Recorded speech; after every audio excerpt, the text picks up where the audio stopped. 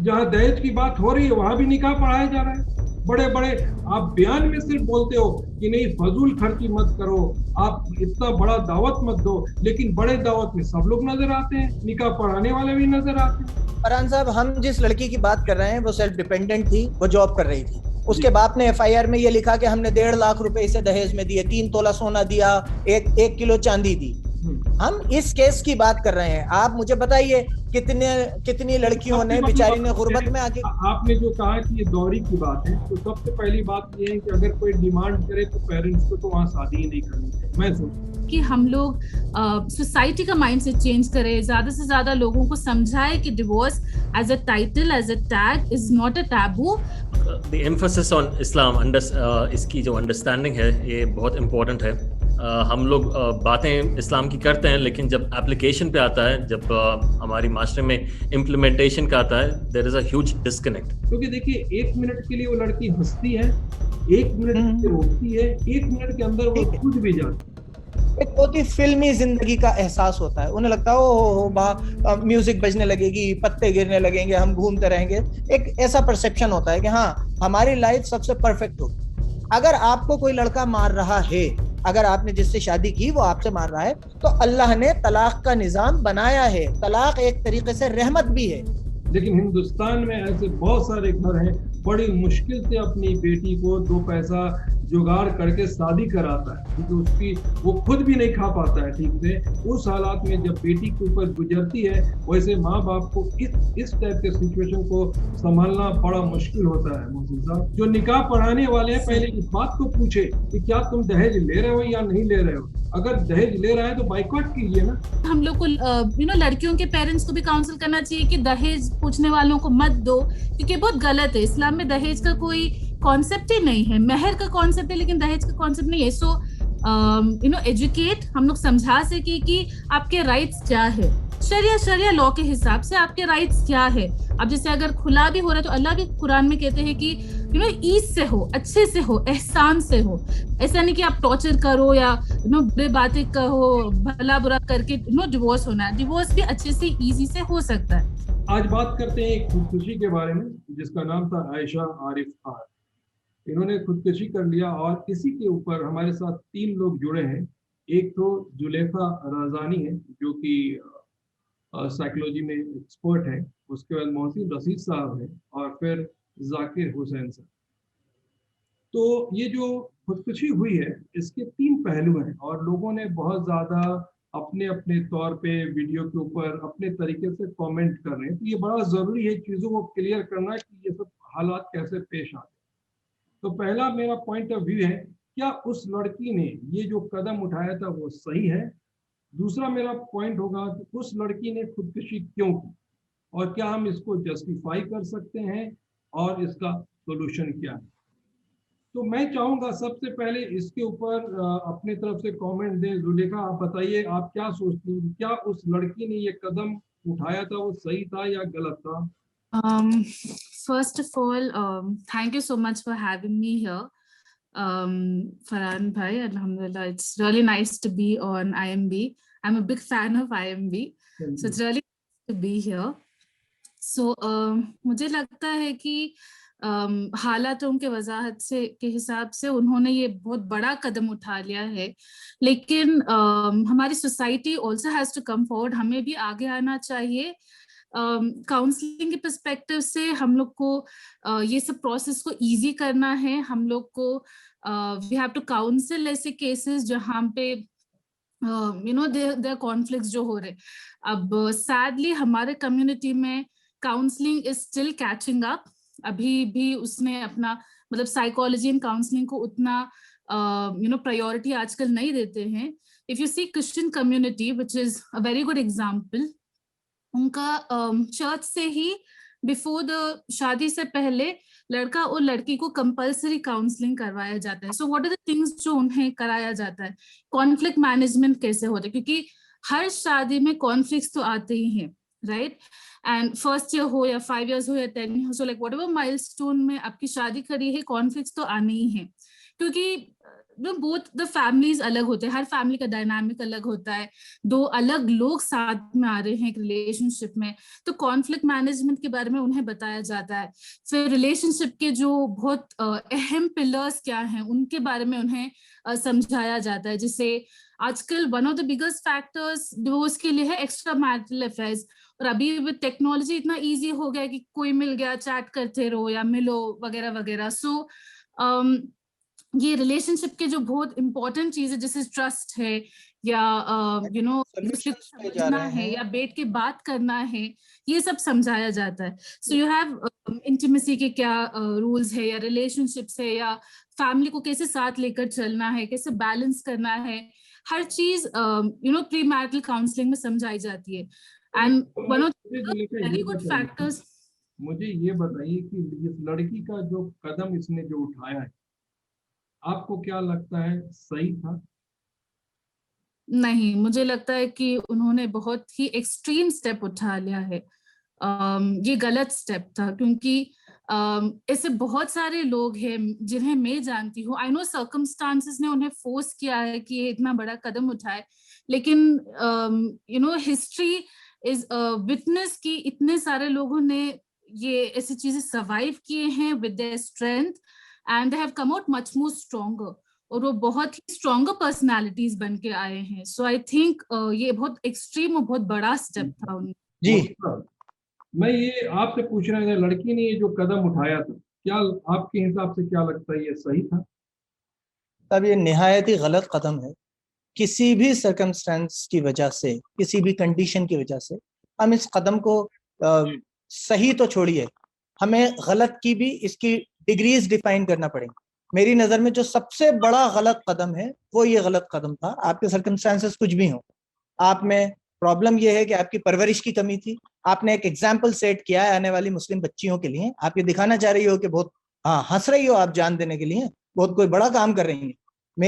मेरी नज़र में अगर इस वीडियो से इंस्पायर होकर कल को या इस वीडियो को देख के कोई बच्ची, दूसरी बच्ची या कोई दूसरा लड़का ऐसा कदम उठाता है तो इस लड़की के सर पे उनका भी अजाब जाएगा। ये इस कदम को हम जस्टिफाई नहीं कर सकते। मेरे दिल में किसी भी मुसलमान के लिए जो सुसाइड करता है ना कोई सिंपैथी है ना कोई हमदर्दी है। मैं इस चीज को किसी भी कीमत पे एक अव्वल दर्जे का गलत कदम मानता हूँ। इससे बुरा कदम शायद ही कोई हो। जाकिर साहब जी भाई, आपका क्या पॉइंट ऑफ व्यू है उसके ऊपर, ये कदम सही था? From an Islamic point of view हरगिज जायज़ नहीं है ये कदम, क्योंकि हमें बचपन से कुरान और हदीस यही सिखाता है कि सुसाइड कभी ऑप्शन नहीं है, और अल्लाह सुब्हानहू तआला सुसाइड को माफ़ भी नहीं करते, क्योंकि आप अल्लाह ताला के निज़ाम के खिलाफ जा रहे हैं। और अपनी क्योंकि हमारी जो ज़िंदगी है वो अल्लाह के हाथ में है। जब हम अपनी ज़िंदगी को ले लेते हैं, it is going against the निज़ाम ऑफ अल्लाह। ये इस्लाम बहुत क्लियर है इसमें। लेकिन इसके अलावा पॉइंट ऑफ डिस्कशन जो हमें करना चाहिए, अपार्ट फ्रॉम टेलिंग कि जायज़ है या नाजायज़ है या क्या है, कि सर्कमस्टांसेस क्या थे। बहुत बार हम देखते हैं, हालांकि इस्लाम में ये गलत है, लेकिन हम देखते हैं कि बहुत सारे लोग ये कदम उठाते हैं। हालांकि उस मुस्लिम सोसाइटी में इसकी जो परसेंटेज है कंपैरेटिवली बहुत कम है, बहुत नेग्लिजेंट है, लेकिन फिर भी थोड़े लोग होते हैं जो एक्सट्रीम कदम उठाते हैं। So I think we should be now discussing about कि इसका सोल्यूशन क्या है, ऐसा कैसे लोगों को फोर्स किया जाता है ऐसा, ताकि ऐसे और आयशा ना हो। जैसे मौसम भाई बता रहे थे कि ये नहीं होना चाहिए कि और लड़कियां जो लड़के हैं जो ऐसे सर्कमस्टांसेस में हैं, ये इंस्पायर ना हो जाए आयशा जैसे लड़कियों से। तो इसका सोल्यूशन के ऊपर बात करना जरूरी है। जाकिर भाई, आप तीनों लोगों ने यही कहा कि ये सही नहीं, ठीक है जी, अच्छी बात। मैं इस बात पे आना चाहता हूँ कि उस लड़की ने फिर खुदकुशी क्यों की, ठीक है ना। तो मैं चाहूँगा जुलेखा से, कि एक औरत भी है, कि आप बताइए कि उस लड़की ने क्यों, क्या लगता है आपको? आपने वीडियो देखा है, उसकी सारी बातें, जो कम्युनिकेशन उसने अपने फादर से, मदर से मरने से पहले किया है, तो क्या लगता है कि उसने क्यों किया खुदकुशी? क्या कहती है? जैसे वीडियो में वो आयशा बोल भी रही थी कि आयशा लड़ने के लिए नहीं बनी है। आई थिंक मुझे लगता है कि वो बहुत थक गई थी ये पूरे प्रोसीजर से, क्योंकि एक तो हम जानते हैं कि डोमेस्टिक वायलेंस कितना गलत है, और चौंकाने वाली बात ये है कि शी मतलब वो आईसीआईसीआई बैंक में काम करती थी, वो एमए इन इकोनॉमिक्स पढ़ रही थी, and she was from an educated family. ऐसा भी नहीं कि वो लोग कहीं कोई गांव में थे, एंड यू नो ये सब इट्स बहुत रूढ़िवादी है एंड उतना अवेयरनेस नहीं है। So she comes from a city, a metropolitan city, और एजुकेटेड फैमिली से है। लेकिन ये जो क्या बोलते हैं, ये जो कल्चर है डाउरी का, एंड जो हम लोग को अभी आगे रिपोर्ट्स में बताया जा रहा है कि फादर ने 1.5 लाख डाउरी में दिया था। सो ये पूरा माइंडसेट है, ये पूरा माइंडसेट को बदलने के लिए बहुत ट्राई करना पड़ेगा, बहुत मेहनत लगेगी। एंड मुझे लगता है कि फ्रॉम एक औरत के पर्सपेक्टिव से उन्होंने ऐसा क्यों कदम उठाया कि वो एजुकेटेड है, अच्छे फैमिली से आती है, उन्होंने पूरी जिंदगी एक अच्छे शौहर का इंतखाब किया होगा, अच्छी फैमिली का इंतखाब किया होगा, जो वो सबसे ज्यादा लीस्ट एक्सपेक्ट कर रही थी कि वो उन्हें मारे पीटे और उन्हें इतना ह्यूमिलिएट करे। जब फिजिकल अब्यूज पे आ जाता है उसके आगे you not able to think anything. So I think वो थक गई थी ये पूरे लड़ाई से, और इसीलिए उन्होंने इतना बड़ा एक्सट्रीम स्टेप उठा लिया। मोहसिन साहब, जी, तो उस लड़की ने खुदकुशी की, क्यों, जी। क्या बोलते हैं? देखिए फरहान साहब, इसमें आपको समझना पड़ेगा, रीजन एक्चुअली समझना पड़ेगा कि उसने खुदकुशी क्यों की। मैं जुलेखा रज़ानी जी ने जो बात कही मैं उससे 1% भी सहमत नहीं हूँ कि आप ये कहें डौरी के लिए की। किसने आपको मजबूर किया था निकाह कर दीजिए? अल्लाह ने निकाह का इख्तियार आपको दिया है। अगर वो डौरी मांग रहे थे तो कनपट्टी पे बंदूक रख के निकाह करवाई क्या? मत करते। दूसरी बात कि इन्होंने कहा सर्कमस्टांसेस ऐसे होंगे, कोई सर्कमस्टांसेस है, मुझे आपकी बात पसंद नहीं आ रही, आप मुझे 3 साल से परेशान कर रहे हैं, तो मैं आपका मर्डर कर दूं। सर्कमस्टांसेस आपको इजाजत नहीं देता कि आप गलत रास्ते इख्तियार कर लें। अगर हम सर्कमस्टांसेस देंगे तो हिंदुस्तान के जेलों में जितने लोग बंद हैं सबके सर्कमस्टांसेस होंगे। वो गोली अगर हम ये करने लग जाएं तो हम गोलियां मारते फिरें लोगों को।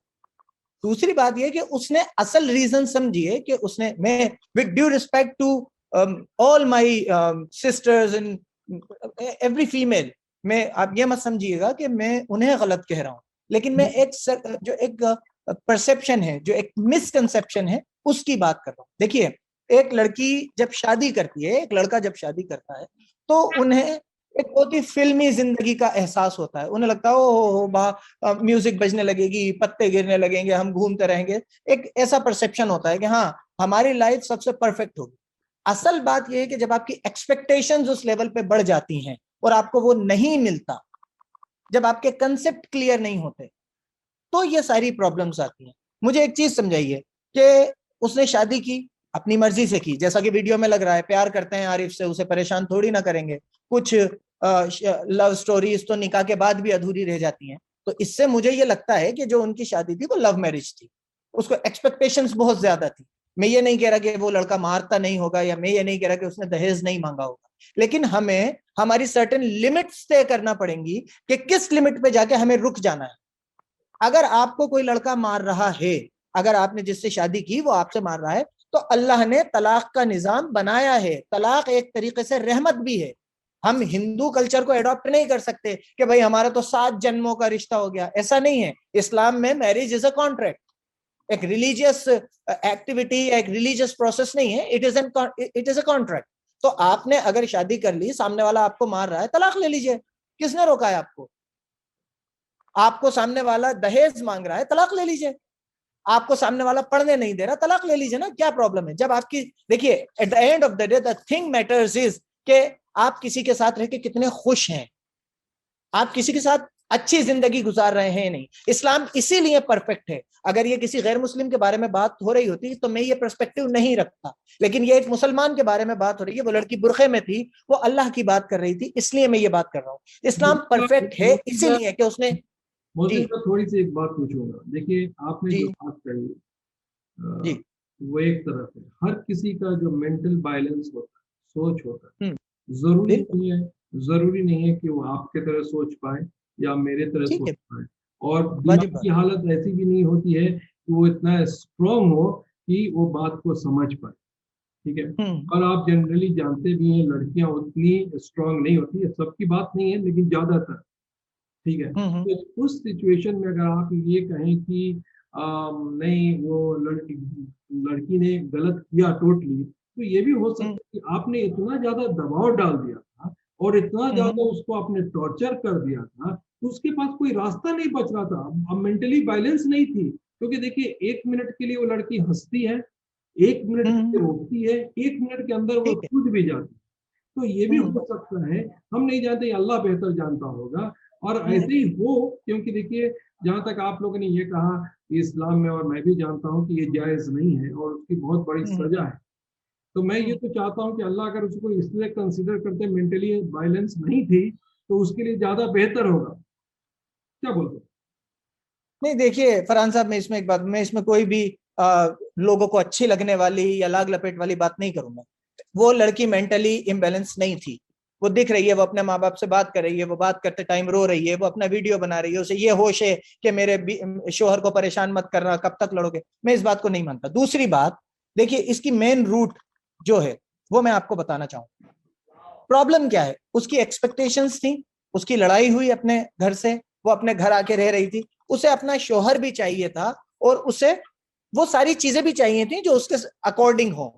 इसीलिए उन दोनों में, देखिए लड़कियों को एक बात समझना चाहिए, लड़कियों की आजमाइश बहुत आसान है। आप जब एक मैरिज कॉन्ट्रैक्ट करते हैं, निकाह जिसका नाम है, आप जब एक निकाह कॉन्ट्रैक्ट करते हैं तो आपको ये समझना पड़ेगा कि आप किस चीज पे दस्तखत कर रहे हैं।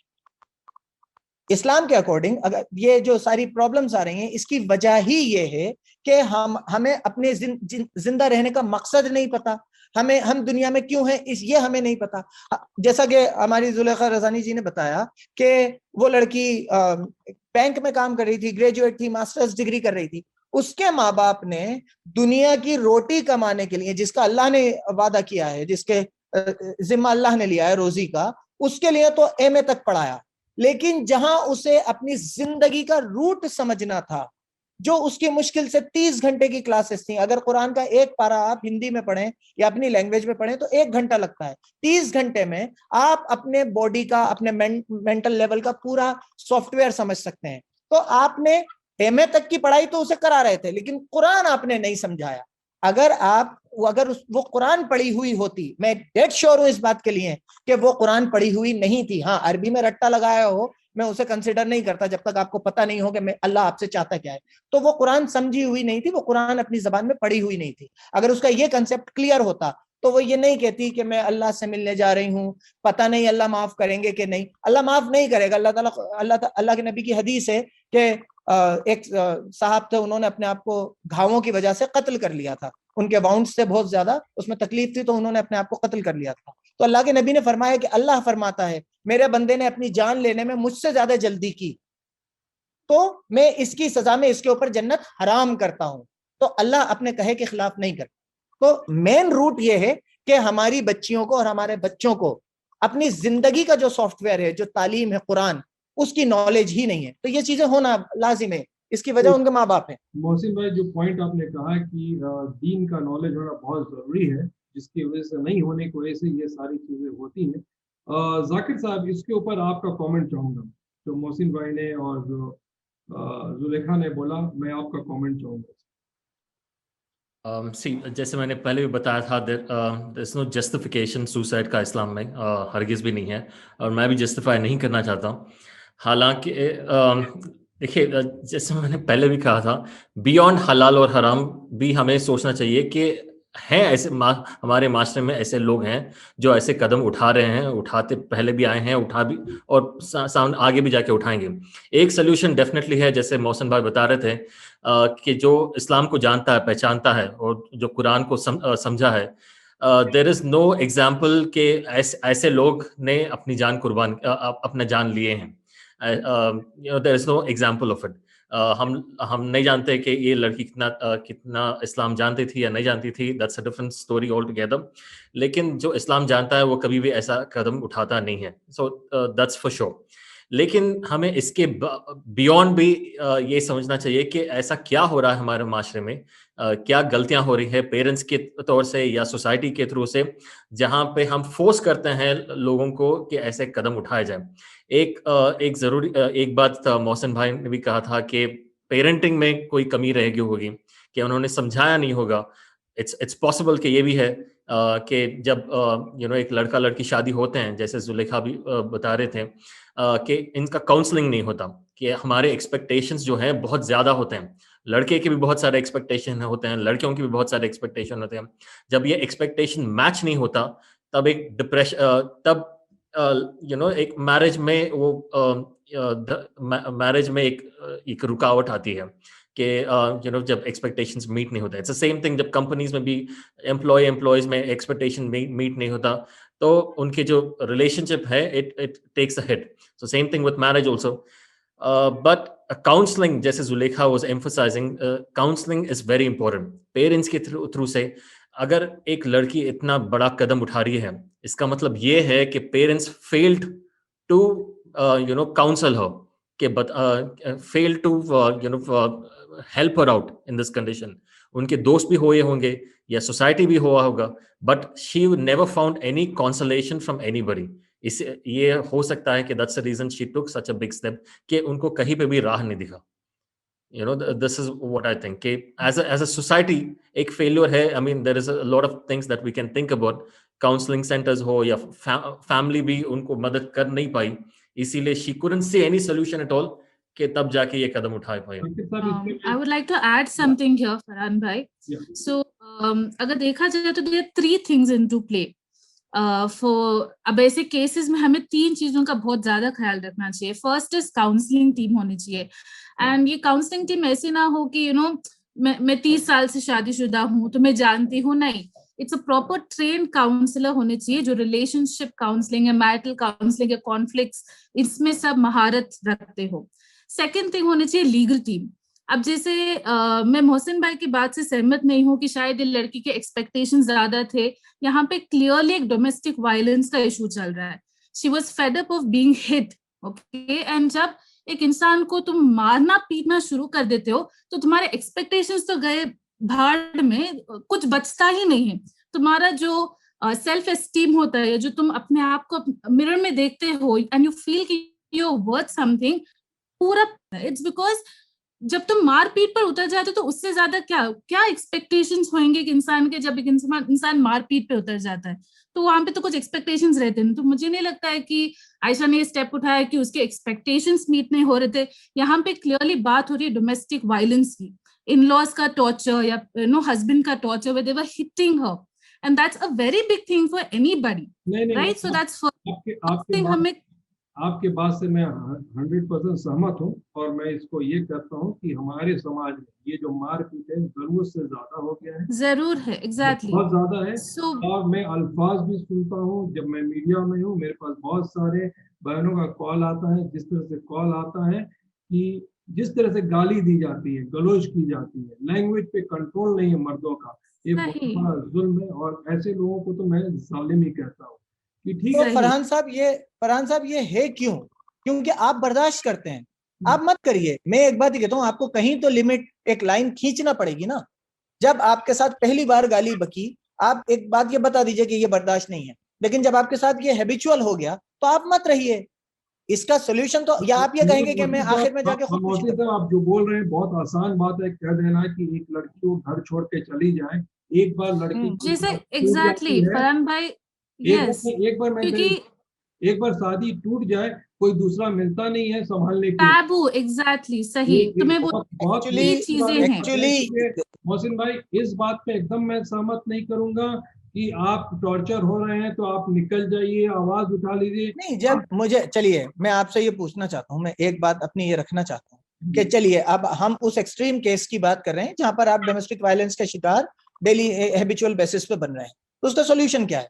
एक आदमी जो इस दर्जे का जाहिल है, जो अपनी बीवी को, अपनी इज्जत को गालियां बक रहा है, उस पर हाथ उठा रहा है, इसका सोल्यूशन क्या है? इसका सोल्यूशन अल्लाह ने आपको दिया है, आप उसके ऊपर लीगल कार्रवाई करिए और छोड़ दीजिए। अब अगर आपको इतना भी यकीन नहीं है अपने ऊपर कि मुझे कोई दूसरा कहाँ मिलेगा, मैं खाऊंगी कहाँ से, मैं कमाऊंगी कहाँ से, ये सोचना आपका काम नहीं है। आपका काम है कि आपके ऊपर जो हो रहा है उसके खिलाफ आवाज उठाना। मैं इस चीज को प्रेफर करूंगा कि एक लड़की, अगर मेरी बेटी होगी या मेरी बहन होगी, आप यकीन मानिए मैं उसे भी यही सलाह दूंगा कि तलाक लेके अपने घर आ जाओ।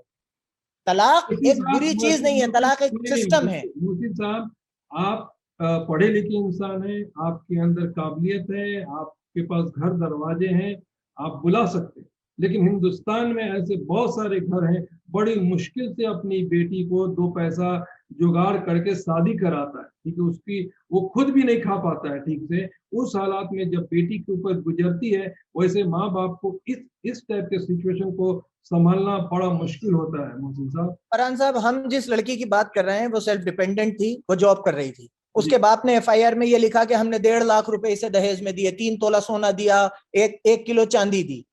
हम इस केस की बात कर रहे हैं। आप मुझे बताइए कितनी लड़कियों ने, बेचारी ने गुर्बत में आके। आपने जो कहा कि ये दौरी की बात है, तो सबसे पहली बात ये है कि अगर कोई डिमांड करे तो पेरेंट्स को तो वहां शादी ही नहीं करनी चाहिए, मैं सोचता। और दूसरी बात कि मैं उन लोगों से एक क्वेश्चन पूछना चाहता हूँ जो मेरी बातों को सुनेंगे और आप लोग भी सुन रहे हैं, कि आप हमेशा दीनदारी की बात करते हैं, लेकिन फिर ऐसी निकाहों को क्यों पढ़ाते हैं जहां दहेज की बात होती है? जो निकाह पढ़ाने वाले हैं पहले इस बात को पूछे कि क्या तुम दहेज ले रहे हो या नहीं ले रहे हो। अगर दहेज ले रहा है तो बाइकआउट कीजिए ना। आप इस्लाम में तो एक ही नीति चलती है, जो इस्लाम है सही है बस। आप अपने ऊपर से कुछ नहीं। जैसे आप बात समझ में आ गई निकाह पढ़ाने वाले लोगों की तरफ से कि यहाँ दहेज की बात है, मत पढ़ाइए। लेकिन आज आपने देखा है ऐसा कोई मिला है जहां दहेज की बात हो रही है वहां भी निकाह पढ़ाया जा रहा है? बड़े बड़े आप बयान में सिर्फ बोलते हो कि नहीं फजूल खर्ची मत करो, आप इतना बड़ा दावत मत दो, लेकिन बड़े दावत में सब लोग नजर आते हैं, निकाह पढ़ाने वाले भी नजर आते हैं। तो कहीं ना कहीं हमको इस चीज को कंट्रोल करना। हो सकता है बहुत सारे लोगों को मेरी बात सही नहीं लगेगी कि फरहान भाई आप ऐसा क्यों बोल रहे हैं, लेकिन ये हकीकत है। फरहान साहब, एक बात मैं इसमें ऐड करना चाहूंगा कि आजकल जो माहौल देखा जा रहा है, मिडिल क्लास फैमिलीज में दहेज मांगा नहीं जाता। मिडिल क्लास फैमिलीज में लड़की वाले इंसिस्ट करते हैं कि ये तो हम हमारी बेटी को देंगे ही देंगे। प्रॉब्लम एक ये भी है, दहेज मांगने वाले केसेस तो बहुत कम दिखेंगे आपको। खुद अपनी बेटी के लिए लोन लेके, कर्जा लेके तो गाड़ी देंगे। वहां पे लड़के को बोलना चाहिए कि अगर तुम दे रहे हो तो मैं नहीं करूंगा। वही मैं आपसे बात करूं कि पहले तो हमें देखिए फरहान साहब, पहले हमें मेरी बात सुनिए, होना चाहिए। नहीं, पहले हमें इस बात पे आना पड़ेगा कि देने वाला, हम वो बात कर रहे हैं कि रिश्वत मैं तो दूंगा, रिश्वत लेने वाला मना करे। पहले आपको ये डिसाइड करना पड़ेगा कि मैं नहीं दूंगा भाई। उसके बाद एक मैसेज जाए। हर चीज का एक तरीका होता है। पहले हमें तो ये डिसाइड करना पड़ेगा कि हमारी लड़की देने के लिए हमें पैसा देने की जरूरत नहीं है। अल्हम्दुलिल्लाह हमारी लड़की इस लायक है। मैं मोदी से बात ये कि अगर दीनदारी की बात करें तो वो लड़के की तरफ भी दीनदारी दिखनी चाहिए, लड़की की तरफ भी दिखनी चाहिए, फिर तो मसला ही खत्म हो जाएगा। हाँ, तो बात ये है कि अगर लड़का, आप बोल रहे हैं कि मिडिल क्लास में अगर लड़की वाला बोलता है कि मैं दूंगा, तो लड़के के अंदर दीन की नॉलेज है तो बोलेगा मैं नहीं लूंगा। देखिए, हम बात किस चीज पे कर रहे हैं कि एक लड़की की मौत हुई है जी, तो हम बात इस पे कर रहे हैं कि एक लड़की की मौत हुई है, एक लड़के ने अपने आप को नहीं मारा। ऐसे केसेस नहीं आते सामने। हमें पहले अपना घर बचाना पड़ेगा। हम हमारा घर बचाने के लिए दूसरे पर रिलाई नहीं कर सकते। ऐसे केसेस नहीं आते हैं कि लड़का सुसाइड करे। क्यों होता है इसी को? ये जस्टिफाई कीजिए आप। क्या जस्टिफाई? नहीं जान देती है, लड़के क्यों नहीं देते? यही मैं आपसे कहना चाह रहा हूं कि जितना भी प्रेशर शादी में या जितने भी एक्सपेक्टेशंस होते हैं, या मेंटली आप स्ट्रॉन्ग मान लीजिए या कुछ भी मान लीजिए, लड़कों के बहुत कम केसेस आते हैं। लड़के अगर सुसाइड करेंगे या आदमी सुसाइड करता है तो वो कमाने के एतबार से करता है। अल्लाह ने आप पे अलग अलग रिस्पॉन्सिबिलिटीज डाली हैं। जब आप उनसे कूद के दूसरी जगह या दूसरी एक्सपेक्टेशंस को पे जाना चाहते हैं तो ये चीजें होती हैं। देखिए, आदमी जब भी सुसाइड करेगा तो आपने देखा होगा वो कमाने के एतबार से, उसके पास पैसा नहीं होता या कर्जा होता है, इस किस्म की चीजों पे या करियर से रिलेटेड ऐसी चीजें करती हैं। लड़कियों की सुसाइड्स आती है कि ये जो आयशा का मामला करें, हम किसी दूसरी चीज पे नहीं जाए। प्रॉब्लम ये है कि वो कमा भी रही थी, उसको एक्सपेक्टेशंस भी थी और दीन की नॉलेज भी नहीं थी। तीनों चीजों ने मिलकर इस चीज तो हम बात इस बात पे कर रहे हैं कि कल को कोई दूसरी लड़की आयशा क्यों नहीं बने। मोहसिन साहब, आयशा कमा रही थी, पढ़ी लिखी थी, दीनदार नहीं थी। लड़के का क्या फर्ज था शादी के बाद? वो तो पढ़ लिख लिया था, दीनदारी बिल्कुल। तो आपने अपने नहीं थी। आपने अपने बीवी को नहीं संभाल पाया? नहीं थी। मैं वही बात कहना, आपने वो दीनदारी वहां नहीं दिखाई। एग्जैक्टली मैं यही बात आपसे कहना चाह रहा हूँ तो कि जब हमारे रिश्ते, आप वो छोड़िए, उसने सुसाइड किया ठीक है, यहाँ पे आपको लड़के की गलती नजर नहीं आ रही है? लड़के की, देखिए मैं आपको वही बात बताने जा, मैंने जो पहली बात कही थी कि मैं यहाँ पर औरत जात पे कोई इल्जाम नहीं लगा रहा। अभी बात उसकी हो रही है, लड़के की अगर आप मुझसे बात करेंगे तो वो एक डिफरेंट मैटर हो जाएगा। उस लड़के के लिए, उस लड़के से बेगैरत लड़का, किसने क्रिएट किया मोहसिन साहब? वही बता रहा हूं मैं आपको, आपने वही बता रहा हूँ। Let me complete. देखिए, लेट मी लड़की ने कंप्लीट। गलत काम किया, मैं उसको जस्टिफाई नहीं कर रहा हूँ, लड़की ने गलत काम किया है, लेकिन आपने सिचुएशन इतना ज्यादा क्रिएट कर लेट दिया। मी कंप्लीट फरहान साहब, लेट मी कंप्लीट। मैं वही बता रहा हूँ आपको। आपकी बीवी और आपकी औलाद आपकी जिम्मेदारी है। अल्लाह ने जब आदम अलैहिस्सलाम को जन्नत में भेजा, और तो जिम्मेदारी आदम अलैहिस्सलाम को दी कि उस पेड़ के पास मत जाना। माँ हव्वा ने तो उनको उनकी तरफ ले जाने के लिए कहा, लेकिन डिसीजन आप कुरान में बार बार देखते हैं, इल्जाम किसके ऊपर आता है कि आदम ने उस पेड़ का फल खा लिया। सबकी अलग अलग रेस्पॉन्सिबिलिटीज हैं। उस लड़के से बेगैरत और गिरा हुआ लड़का मैं मानता ही नहीं जिसकी बीवी अपने शोहर की बुराई भी कर दे, या वो ये बता दे कि इसने मुझे यहां मारा है। वो एक डिफरेंट पर्सपेक्टिव है। एक आदमी की पूरी जिंदगी अपनी औलाद और अपनी बीवी की अच्छाई करते में गुजरना चाहिए। आपकी ये रिस्पॉन्सिबिलिटी है। अल्लाह के नबी ने फरमाया, तुम अपनी बीवी को अगर एक लुकमा भी मोहब्बत से अल्लाह की रजा के लिए अपने हाथ से खिलाते हो तो वो तुम्हारे लिए सदका है, उसकी नेकी तुम्हें मिलती है। तो आप तो अपना माल जो अपनी बीवी पर खर्च कर रहे हो उसकी भी आपको नेकी मिल रही है। ये एक डिफरेंट पर्सपेक्टिव है। इसमें मर्दों को भी समझना पड़ेगा कि अल्लाह के नबी ने कहा कि हजरत आयशा रजी अल्लाह ताला अन्हा एक काफिले के साथ एक जगह कयाम किया और उनका हार गुम गया, तो उन्होंने ये कहा कि मैं मेरा हार लेके जाऊंगी। अल्लाह के नबी पूरे कबीले को, पूरे काफिले को रोक के बैठे रहे कि आयशा का हार ढूंढो। हजरत अबू बकर सिद्दीक उनके वालिद उनके खेमे में आए और उन्होंने हजरत आयशा ताला अन्हा को बहुत गुस्से में देखा कि तुम्हारी वजह से इतने घंटों से पूरा काफिला रुका पड़ा हुआ है। लेकिन अल्लाह के नबी ने ये नहीं कहा कि भाई उठो चलो बहुत देर हो गई। आखिर में मगरिब की नमाज का वक्त हो गया और उन लोगों ने वुजू नहीं किया था, तो सबने आके पूछा, या रसूल अल्लाह हमें नमाज पढ़नी है, हमारे पास पानी ही नहीं है, ये हार ढूंढने के चक्कर में तो हमारी नमाज निकल जाएगी। तो तयम्मुम की आयतें नाजिल हुई, फिर सबने तयम्मुम करके नमाज पढ़ी। उसके बाद हजरत आयशा रज़ी अल्लाह अन्हा ने कहा कि ये अल्लाह के नबी छोड़िए, जाने दीजिए, अपन चलते हैं। तो जब उनकी ऊंटनी उठी तो उस ऊंटनी के नीचे वो हार था। तो अल्लाह के नबी ने अपनी बीवी के लिए पूरे काफिले को रोके रखा। ये अहमियत है आपकी बीवी की। आपकी बीवी आपकी शान है। अगर आपकी बीवी आपको आपकी शान नहीं बढ़ाती तो आप गुलाम से बदतर हैं। ये मर्द की रिस्पॉन्सिबिलिटी है। क्या सोचते हैं सोल्यूशन क्या होना चाहिए? I think according to me, 3 to 4 things हमें ध्यान में रखना चाहिए। फर्स्ट थिंग इज काउंसलिंग, जो प्री मैरिटल भी होना चाहिए एंड पोस्ट मैरिटल भी होना चाहिए। प्री मैरिटल हम बोथ लड़का और लड़की, इट्स वेरी इंपॉर्टेंट। अभी क्या हो रहा है, अब इतने सारे वर्कशॉप्स मैंने भी करवाए हैं, मैरिटल वर्कशॉप्स, मतलब लड़कियों को हम लोग समझाते हैं कैसे शादीशुदा में जिंदगी में कैसे कैसे हालात आते हैं और आप कैसा संभाल के चलना चाहिए। बट ऐसे वर्कशॉप्स मेन के लिए क्यों नहीं देखते हम, राइट? और या ऐसे तरबिया क्लासेस वगैरह हम लोग मेन के लिए क्यों नहीं देखते? So counselling has to be done to both the parties, लड़कों के लिए और लड़कियों के लिए। एंड मुझे लगता है कि सबसे बड़ी चीज फैमिलीज को भी इन्वॉल्व होना चाहिए काउंसलिंग प्रोसेस में, जहां पे हम लोग एक सास और ससुर को भी इन्वॉल्व किए और बोले कि अब जो आ रही है आपके घर में वो एक अमानत है, आपको ख्याल रखना है उनके खुशी का, क्योंकि वो भी किसी की बेटी है। और ऑन द अदर हैंड हम लोग को लड़कियों के पेरेंट्स को भी काउंसिल करना चाहिए कि दहेज पूछने वालों को मत दो, क्योंकि बहुत गलत है। इस्लाम में दहेज का कोई कॉन्सेप्ट ही नहीं है। महर का कॉन्सेप्ट है लेकिन दहेज का कॉन्सेप्ट नहीं है। So counselling I think has to play a very big role. Premarital वो शादी से पहले, एंड पोस्ट मैरिटल भी अगर शादी के बाद कुछ प्रॉब्लम्स आ रहे हैं तो वहां पे हम लोग कैसे स्टोन वॉलिंग से इतने सारे प्रोसीजर्स, इतने सारे इंटरवेंशंस है, तो हम लोग वो हिसाब से कैसे उनको काउंसिल करके समझा सके how can you deal with these conflicts. तो मुझे लगता है सोल्यूशन नंबर 1 ये है। 2 ये है कि हमारी लीगल टीम स्ट्रांग होनी चाहिए। अब जैसे डोमेस्टिक वायलेंस का केस है तो लीगली हम लोग क्या स्टेप्स ले सकते हैं, how can we come out of this marriage. अगर बच्चे इन्वॉल्व है तो शरिया के हिसाब से एलिमनी कितनी मिलनी चाहिए। तो एक लीगल टीम भी हमारी स्ट्रांग होनी चाहिए जहां पे वी एजुकेट, हम लोग समझा सके कि आपके राइट्स क्या है। शरिया लॉ के हिसाब से आपके राइट्स क्या है। अब जैसे अगर खुला भी हो रहा है तो अल्लाह भी कुरान में कहते हैं कि ईज से हो, अच्छे से हो, एहसान से हो। ऐसा नहीं कि आप टॉर्चर करो या बुरे बातें कहो, भला बुरा करके डिवोर्स होना है। डिवोर्स भी अच्छे से इजी से हो सकता है।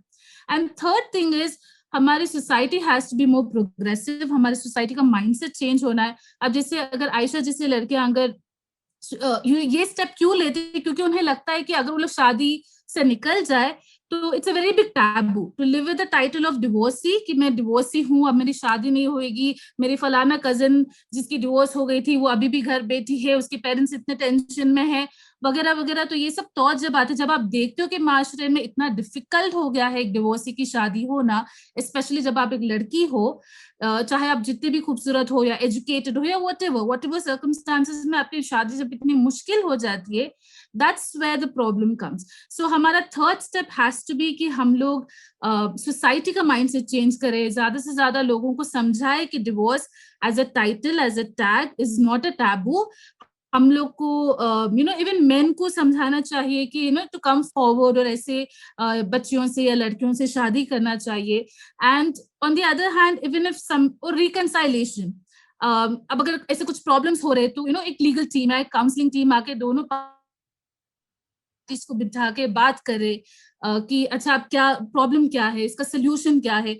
जब ये सब चीजें हम लोग करेंगे इंशाल्लाह, तो आई फील कि टू अ ग्रेट एक्सटेंड इंशाल्लाह हमारे ये cases as divorce rates as well as suicide rates and domestic violence, all of that will come down.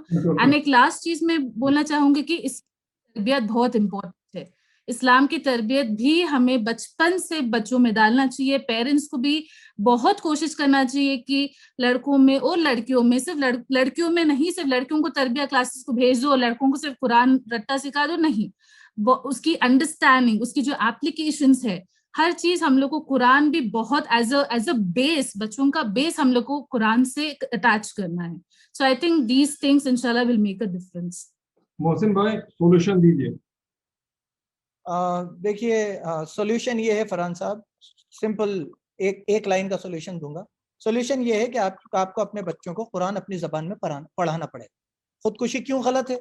मैं अपनी परेशानियों से छुटकारा पा रहा हूँ, क्यों गलत है? इसलिए गलत है कि हम मुसलमान हैं और हम कुरान से और अल्लाह से, उसके नबी से बंधे हुए, तो हमें 30 घंटे का कोर्स अपने बच्चों को कराना पड़ेगा, चाहे वो 5 साल का बच्चा हो, चाहे 10 साल का बच्चा हो। आपको एक पारा 1 घंटे में आप सिर्फ पढ़ाते हुए चले जाइए, इट हार्डली टेक्स 30 आवर्स, तो 30 दिन में आप इसे कंप्लीट कर लेंगे। जब आप अपने बच्चे को हलाल हराम, जायज ना जायज, क्या तुम्हें फायदा पहुंचाएगा और क्या तुम्हें नुकसान पहुंचाएगा, इन चीजों के बारे में बता देंगे, मैं डेड श्योर हूं इस बात के लिए कि वो अपनी हर परेशानी का हल कुरान में ही ढूंढेगा। आयशा जैसी लड़कियों के लिए मैं एक बात बताना चाहता हूँ, एक मैसेज जरूर उन तक पहुंचाना चाहता हूँ अल्लाह का, जिसके बाद अगर वो ये सुन लेंगी तो इंशाल्लाह दोबारा वो लोग ये कोशिश नहीं करेंगी। अल्लाह ताला कुरान में फरमाता है, हाँ बेशक अल्लाह ने तुम्हारी जानों को जन्नत के बदले खरीद लिया है, तुम्हारी जानों को और माल को जन्नत के बदले खरीद लिया है। तो मेरी जान अब मेरी बची नहीं, अगर मुझे जन्नत में जाना है तो मैं उसका सौदा अल्लाह से कर चुका हूं, तो मैं उसे ना ले सकता, ना मेरा ये इख्तियार है मैं कितना जिंदा रहूंगा, ना मेरा ये इख्तियार है कि मैं कब मर जाऊं। एक बात। दूसरी बात, अल्लाह ताला फरमाता है हम किसी भी जान पर उसकी बर्दाश्त से ज्यादा बोझ नहीं डालते। तो यकीन मानिए, मैं अल्लाह की कसम खा के कहता हूं, आपके ऊपर जो परेशानी है आप में उसे झेलने की हिम्मत है, बशर्ते आप शैतान के बहकावे में ना आए। सॉल्यूशन सिर्फ एक है, कुरान, आप उसे अपनी लैंग्वेज में पढ़िए और बच्चों तक पहुंचाइए। जाकिर साहब सोल्यूशन। जी भाई, जैसे दोनों बहुत मोहसिन भाई और जुलेखा बोल रहे थे कि द एम्फोसिस ऑन इस्लाम, इसकी जो अंडरस्टैंडिंग है ये बहुत इम्पोर्टेंट है। हम लोग बातें इस्लाम की करते हैं, लेकिन जब एप्लीकेशन पे आता है, जब हमारी माशरे में इम्प्लीमेंटेशन का आता है, there is a huge disconnect. ये सिर्फ सुसाइड, आयशा के सुसाइड केस में नहीं है, बहुत सारे केस, एनी केसेस जो भी हमारे प्रॉब्लम्स हैं मुस्लिम सोसाइटी में, इसका सोल्यूशन एक ही है कि हम इस्लाम की तरफ जाएं, कुरान को अपनाएं और इसको प्रैक्टिकल में अप्लाई करें। बाकी जो निटी ग्रिटी है, छोटे चीज़ें हैं, दोनों पैनलिस्ट बता चुके हैं, तो इसके अलावा मुझे कोई और सोल्यूशन दिखता नहीं। और सबसे बड़ी बात है कि एक हमारे माशरे में एक बात घुस गई है कि जितने भी कमजोर लोग हैं, कमजोर पे अपनी ताकत दिखाते। तो बात यह है कि आप घर के मजबूत आदमी, मर्द जो होता है जनरली मजबूत होता है, तो कमजोर के ऊपर वो हाथ भी उठाता है, गाली गलौज भी करता है। मानता हूँ वो लोग, हो सकता है लड़कियों से गलती होती है, लेकिन कमजोर पे आप देख लीजिए, हर कमजोर के ऊपर आप चौड़े हो जाते हैं। रास्ते में मजबूत आदमी आपसे मिल जाए तो आप उससे छिप के निकल जाते हैं या सॉरी बोल के निकल जाते हैं। कमजोर रहता है तो गाली गलौज देते हैं। तो एक चीज है कहीं ना कहीं जो आप सब ने कहा कि कुरान की जो बातें हैं उसको पढ़ना, समझना और उसके अंदर अपने अंदर ला के उस पर अमल करना बहुत ही जरूरी है। बिना उसके कोई सोल्यूशन नहीं नजर आता। Thank you so much joining with Indian media.